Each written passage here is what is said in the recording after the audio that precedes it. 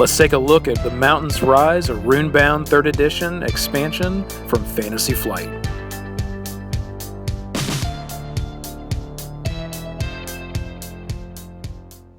Hey, this is theMCGuiRE Review, and today we're going to be taking a look at the Runebound expansion, The Mountains Rise. Again, this is part of the series that we're doing with all 4 of the released expansions for the new Runebound 3rd Edition. Let's get into The Mountains Rise, as this one is probably one of my favorite expansions so far, and I'll tell you why. Just like we saw with all the expansions so far, you're going to have a cardboard insert, which is going to hold pretty much the components for the game.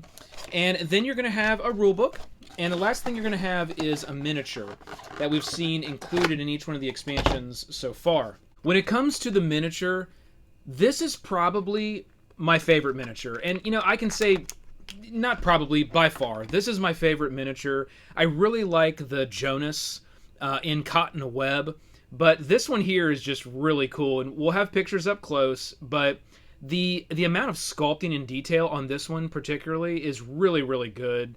He's kind of a barbarian. He's wearing this double-horned helm. He's got dual axes.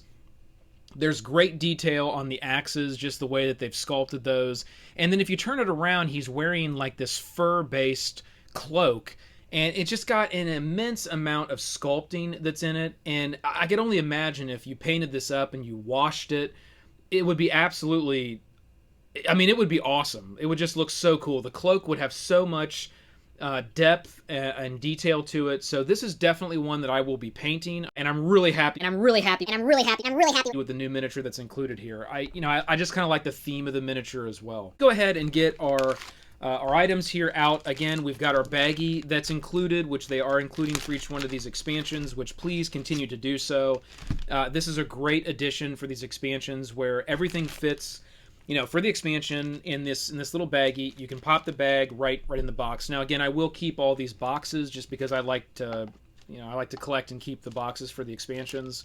Not all games, but definitely for the Fantasy Flight, Runebound and Descent and Talisman type games. You know, with this bag, it makes it really easy. You can just keep everything, collected for that mini expansion and pop it right in your base game box. So that works really well. Get everything out. Now you will notice as it kind of flew out of the bag here, there are quite a few tokens that are included in this expansion. And I'll explain why. When we look at the character, and I'll pick these out here, we got 1, 2, 3 of them.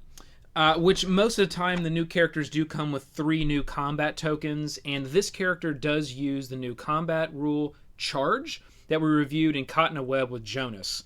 So this one also uses Charge, and how that works again, just to recap, is it allows you to do, and on this token here it is 1 charge damage.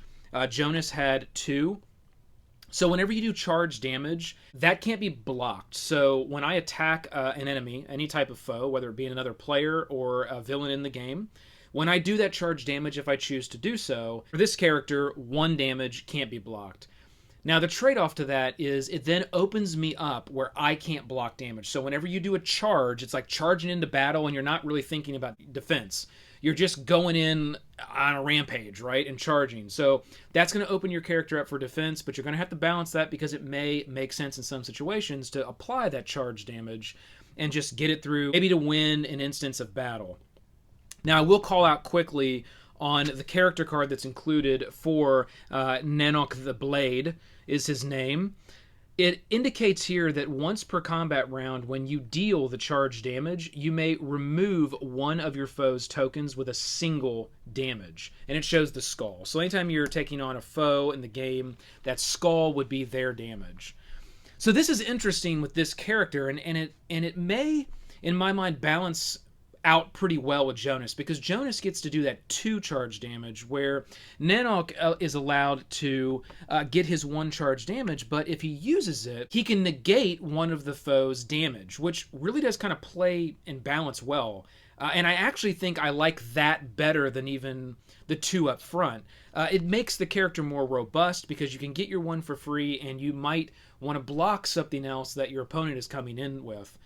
So it's almost like you get your free hit and you still can get your defense by taking away, negating one of the foe's tokens. So I really like how they balanced that charge ability with Nanok here in this expansion. So we'll take Nanok's character tokens and we'll put those up there with him, and here is his card. And then what we'll do is we'll go right to the rule book and we'll take a look at our rule book following the same standard as what we've seen so far. You've got some of your rules of how to put it into the expansion right up front, some artwork of the new character, and then on the back you've got a little bit more about the rule explanation of the expansion and another piece of artwork that comes from this new expansion. Now, one thing that I'll call out is that I really like the theme on this one. I'm a sucker for frost themes, and I'm a sucker for like environmental themes, mountain-based, jungle, kind of forest-based. Those are the type that I'm always kind of drawn to for one reason or the other. They're just, I don't know, I like, it's a personal thing. I like that. But this one executes on that very well from a theme perspective. It is a mountain-based theme, as it indicates on the box. So there's quite a few new spells and assets that are included with this expansion, and that's one of the reasons that I really like this one. And it is, if not my favorite, one of my favorites of the 4. So you may have noticed all these tokens that are left out here, outside of the character tokens that we already put out for Nanok.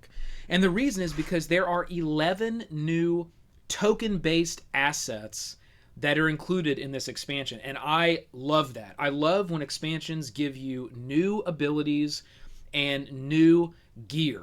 New gear, to me, is the best in these adventure games, even sometimes outside of having a new character. I value new gear even more because it's new gear that can be used with all the characters that you have available, and it opens up more robust combinations of how you can pair characters with certain pieces of gear, and I really like that. To me, that gives way more permutations and combinations of being able to use the stuff that's included in the base board game versus maybe just adding a new character that's very siloed. So what do we get in these expansions? We get the best of both worlds. You're getting new characters, and in this one you're getting new gear and new abilities. So let's look at these cards really quick because there are quite a few of them. Now when we look at the new abilities, this is what we're going to have here as far as the amount. And if we look here right in the directions, there are 10 skill cards. So we got 10 new skill cards that are included in the game. We've got 20 new asset cards. And again, 11 of them are going to have a token. So remember, not every asset card comes with a token that you would add to your combat pool whenever you would, go into combat and you would shake all your tokens and drop them. Some items do, some items do not, but 11 of these 20 come with new tokens. So that's awesome. So, we'll see a lot of different, artifact types in here where you gain things by making it to certain locations. There are a few of those. There's quite a few new items, specifically tribal cloak. Here's a map stone. We've got tons of new armor, stone gloves, stone armor. There's a moonbeam flail, a bearded axe, dragon tooth hammer. I mean, it goes on and on. Like, the items are really cool in this one and go perfectly with the theme. So that's probably one of my favorite things that were included with this expansion. Again, we've got our standard adventure cards that are included, our purple, our green, and our yellow. And we're going to see for this one, it's going to be a little bit different. On some of them, all of these cards are marked with the expansion symbol down the side, the actual larger colored expansion symbol like we've seen so far. These are all marked with the very small black and white, and you're not going to be able to see this at all, but it's down here in the corner, black and white mountains that indicate that they are part of this Mountains Rise set.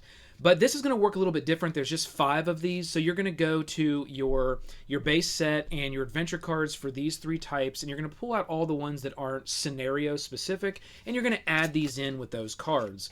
So you're going to have more than just 5, obviously, to be able to work through. So this one's a little bit different than what we've seen in some of the other expansions so far that are very scenario based. These cards will be mixed into the base game for the non-scenario adventures. and you'll get your new assets and you'll get your new abilities. Now, there are rules in the expansion rule set that will go over how to do asset and skill decks. So you will want to build some sets, they call them, before you go in to play the game. So it's not like you're using every item and every skill in the game. You're gonna select, and you're gonna do that as a party. There's some rules there amongst the other players to select what those sets are gonna look like to be able to play through this experience. So that's Mountains Rise in a whole. Again, I think this is another fantastic expansion. This is by far one of my favorites.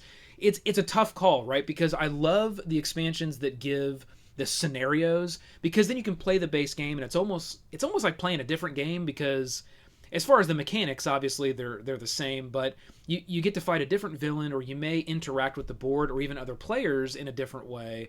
But when you get these expansions that give you a lot more versatility with items and abilities, then for me that takes the cake as well too. So I really like this expansion. Again, Fantasy Flight, well done on this one. So click that like, hit the subscribe below to join the team, ring the bell. This has been the McGuire Review, and we'll see you next time.